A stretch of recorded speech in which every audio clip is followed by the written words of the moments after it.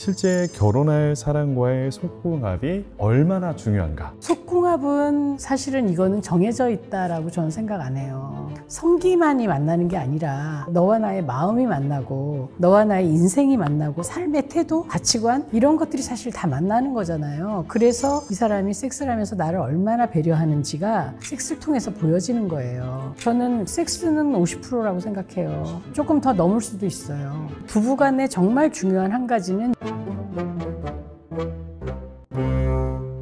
반갑습니다. 이창용입니다. 오늘도 구독자 여러분들께 삶에 필요한 지식들을 전달드리기 위해 모였는데요. 오늘 자리를 빛내주실 배정원 교수님 소개하겠습니다. 안녕하세요. 반갑습니다. 인생 성교육자 배정원입니다. 부부관계에 있어서 정말 전문가이시잖아요. 많은 분들이 결혼하기 전에 속궁합 중요하다 이런 얘기 엄청 많이 하잖아요. 실제 결혼할 사람과의 속궁합이 얼마나 중요한가? 속궁합 얘기를 참 많이 하죠. 그리고 심지어는 왜 신혼부부가 신혼여행 갔다 와서 오는 경우도 있어요. 우리 속궁합이 안 맞아서 계속 살아야 될지 모르겠다 막 이런 얘기 하거든요. 속궁합이라는 게 결국은 잠자리 궁합을 얘기하는 거잖아요. 근데 이제 사주 혹은 궁합 이런 것들은 어느 정도 정해진 게 있을 거예요. 그쵸? 그걸 뭐 시로 풀기도 하고 막 푸는데 속궁합은 사실은 이거는 정해져 있다라고 저는 생각 안 해요. 그래서 이 궁합과 이 궁합이 맞아 이게 아니라 아마 조금 일리가 있다라는 얘기는 이 정도는 할 수 있을 것 같아요. 왜냐하면 성기는 규격이 있잖아요. 크기. 그러니까 왜 남자 성기도 뭐 길이, 굵기 뭐 이런 게 있고 여자 성기도 깊이 뭐 이런 게 있잖아요. 그러니까 그것이 얼마나 잘 만나고 그게 행복하고 시너지를 주는가의 문제라고 한다면 속궁합이 있겠죠. 그렇죠? 그래서 이렇게 한 번 했을 뿐인데 너무너무 좋아. 너무 잘 맞아. 이런 사람도 있지만 섹스라는 건 성기만이 만나는 게 아니라 너와 나의 마음이 만나고 너와 나의 인생이 만나고 삶의 태도, 가치관 이런 것들이 사실 다 만나는 거잖아요. 그래서 섹스를 하는 거죠. 그러니까 일회성 섹스 말고요. 어떤 쾌감만 느끼는 섹스가 아니라 이렇게 속궁합 정도로 얘기할 정도면 스테디한 관계를 원하는 사람들이 말하는 거니까 그들의 섹스는 그렇게 왜 여러 가지 면이 만나는 섹스라는 거죠. 섹스는 대화잖아요. 대화. 그럼 부인하고 대화하는 게 편하세요? 저같이 처음 만난 사람하고 대화하는 게 편하세요? 당연히 와이프가 편하죠. 이 사람의 관심사가 뭔지, 이 사람이 말하는 뉘앙스 이런 것도 내가 알 수 있고 그리고 이 사람이 쓰는 단어도 난 되게 익숙하단 말이에요. 그렇기 때문에 그 낯선 사람하고의 어떤 대화보다는 아는 사람, 내가 좋아하는 사람하고의 대화가 훨씬 좋죠. 그것처럼 섹스도 똑같은 거죠. 섹스도 내가 이 사람이 어디를 만질 때 더 좋아하고 예민하고 그런 걸 알면 확실히 그 섹스의 어떤 그 퀄리티가 좋아질 거 아니에요. 그렇기 때문에 속궁합은 처음 맞춰보고 좋아 싫어 이렇게 말하는 건 너무 어리석다고 생각해요. 이거는 점점 좋아지는 거예요. 노력하면. 아, 이 사람은 내가 이렇게 가슴을 만져주는 걸 좋아하는구나. 이 사람은 뭐 이렇게 하는 걸 좋아하는구나. 이런 걸 알면 모르는 사람들보다 시간이 지난 사람들이 훨씬 더 잘할 수 있는 것이죠. 그래서 속궁합은 정해진 것이 아니라 그거는 점점 좋아질 수 있는 것이다 라고 얘기할 때가 많아요. 근데 저는 이제 또 드는 생각이 그럴 수도 있지만 아닐 수도 있는 거 아닌가? 라는 생각도 들거든요. 아주 드물죠. 아, 드물어요? 예, 그거는 그냥 첫눈에 빠져서 결혼했다 이런 경우는 수백만 분의 일이잖아요. 속궁합이 그렇게 맞는 경우는 그런 거라고 생각해요. 그래서 첫눈에 반하지 않았지만 그 사람 만날수록 성격도 너무 좋고 사람 너무 괜찮고 유머도 있고 그래서 매력이 느껴져요. 이게 더 중요한 거 아니에요? 사실은 속궁합도 그런 거죠. 내가 이 사람이랑 뭐 잘 맞아. 직장 동료로서, 친구로서, 뭐 동기로서. 그런데 처음에는 잘 안 맞았지만 알고 보니까 진국이네, 알고 보니까 괜찮네 라면서 관계가 좋아질 수도 있지만 반대로 처음에 딱 봤을 때부터 별로였는데 아 역시 1년을 봐도 싫어, 2년을 봐도 싫어 이런 사람 있잖아요. 근데 그거랑은 좀 다른 것 같아요. 그래요? 같은 것 같은데. 그런 표면적인 인간관계는 그냥 뭐 기준이 굉장히 낮아요. 그래서 이 정도면 뭐 성격 좋은 애 이렇게 얘기할 수 있지만 속궁합은 조금 더 섬세하게 맞아 들어가는 부분일 것 같거든요. 그래서 이 사람하고 섹스할 때마다 나 너무 행복하고 너무 좋고 쾌감을 느낄 때가 더 많고 오르가즘 느낄 때 더 많고 이런 게 이제 속궁합이 좋은 거다라고 하니까 그건 맞춰가는 게 맞아요. 그리고 사실은 뭐 스킨십도 이제 그런 얘기 많이 해요. 스킨십 많이 하세요. 손으로 좀 많이 하세요. 이러면 우리 아내는 내가 만지는 걸 싫어해요. 뭐 내가 만지면 아프다고 그래요. 뭐 간지럽다고 해요. 이거는 이 촉각이라고 해야 되나요? 이거를 세기를 조정을 못해서 그래요. 너무 이렇게 가볍게 이렇게 하면 간지럽고 너무 세게 하면 아픈 거잖아요. 그 사람이 좋아하는 그 촉감을 찾아야죠. 그러면 좋아지죠. 그래서 사실은 속궁합은 저는 뭐 그렇게 있는 경우는 100만 분의 1이다. 그건 정말 그냥 로또 되는 거다. 그래서 맞춰가는 것이 훨씬 더 좋고 그것이 서로의 관계를 끈끈하게 만드는 데 더 효과적이죠. 근데 어떤 사람은 또 반대로도 얘기하더라고요. 속궁합이 너무 잘 맞으면 오히려 안 좋다고. 그거에 대해서 어떻게 생각하시냐고. 아니, 맞으면 좋죠. 그거는 중독하고 다른 문제니까. 속궁합이 좋으면 처음도 끝도 좋겠죠. 하고 나서 너무 기분 좋고 하기 전에도 너무 막 설렐 거 아니에요. 오늘 그 사람하고 하는 거야. 그래서 제가 그 얘기 들은 적 있어요. 교수님인데 결혼하셨는데요. 그 신혼을 너무 황홀하게 보내셨다는 거예요. 신혼을? 네. 그러면서 자기는 점심시간에도 달려와서 부인하고 섹스를 했대요. 그리고 막 그것만 생각하면 너무 좋고 그게 속궁합이 잘 맞았던 거죠. 근데 그러면 너무 좋겠지만 그리고 또 사실 그 속궁합이라는 거는 살이 닿는 것이 주는 위안이 있어요. 그래서 속궁합 좋으면 당연히 좋죠. 근데 그 속궁합이 좋았다고 해서 뭐 섹스만 생각하진 않을 거 아니에요. 그렇게 되면 이제 중독이죠. 그렇죠? 그럼 극단적으로 이제 약간 여담인데 요즘에 이렇게 약간 선택 밸런스 게임 막 이런 거 막 하잖아요. 극단적으로 교수님 입장에서 고르셔야 돼요. 이건 선택의 여지는 무조건 둘 중에 하나예요. 저는 별로 안 좋아해요. 속궁합만 잘 맞는 사람, 속궁합만 안 맞는 사람. 둘 중에 하나를 골라야 된다면. 진짜로 어려운데. 왜냐하면 속궁합이 잘 맞으면 점점 그 사람 좋아지기 때문에 그 사람하고 자꾸 맞추려고 하기 때문에 금슬이 안 좋을 수가 없어요. 자, 둘 중에 하나 고르셔야 됩니다. 둘 중에 뭐가 더 중요하세요? 그래도 속궁합이 맞는 게 나을 것 같아요. 속궁합이 안 맞고 다른 게 다 좋으면 물론 돈으로 뭐 뭐든지 할 수 있겠지만 바람필 가능성이 많을 것 같아.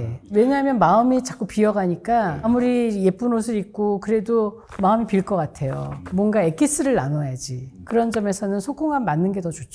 교수님께서 생각하시기에는 부부 관계에 있어서 속궁합보다는 이게 더 중요하다. 내가 봤을 때 원초적으로는 이게 훨씬 더 중요한 것 같다라고 생각하는 몇 가지가 좀 있으실까요?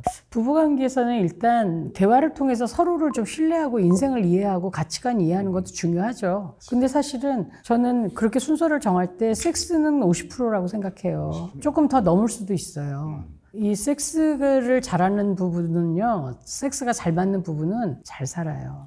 그러니까 왜 우리 그런 거 있잖아요. 옛날에 뭐 누군지도 모르고 결혼했는데 해로했어. 이거는 그 가족의 어떤 뭐 가풍이나 이런 것 때문에 이혼할 수 없던 그런 상황도 있지만 대체로 그 두 사람이 섹스가 잘 맞았을 경우가 많아요. 그러니까 왜 잘 모르고 그 사람에 대해서 잘 모르고 그러고 만났는데 사람들이 묻어내. 그리고 노력해. 그래서 어떻게 하면 왜 이 좀 배려적이고 이래갖고 이 사람하고 좀 더 행복하게 즐겁게 해줄까? 이런 사람들은 금슬 좋게 80, 90까지 죽을 때까지 살았을 거고 안 그러면 뭐 이 싸우다가 이혼하거나 어느 순간부터 섹스리스로 갔거나 이렇게 되겠죠. 그래서 그 80, 90까지 섹스를 계속 하는 부부를 보면 사이가 다 좋더라고요. 그리고 진짜 지금도 80 넘어서도 규칙적으로 하는 분들 굉장히 많아요. 그런 분들은 특별하게 부부관계가 좋죠. 그리고 사실은 더 중요한 거는 그 상대를 인정해주는 마음이에요. 그래서 내가 비록 낚시 안 좋아하지만 같이 가고 같이 가주고 그리고 그걸 즐거워해주고 아니면 뭐 내가 같이 가진 않지만 이 사람이 건져온 고기에 감동하고 뭐 이런 것들. 또 정치관 같은 거는 사실 요즘은 정치관이 다르면 밥도 같이 안 먹잖아요. 그리고 진짜 싸우는 부부도 너무 많고 그런데 그러니까 저는 부부간에 정말 중요한 한 가지는 니고제이션 능력이라고 생각해요. 협상을 잘하는 능력.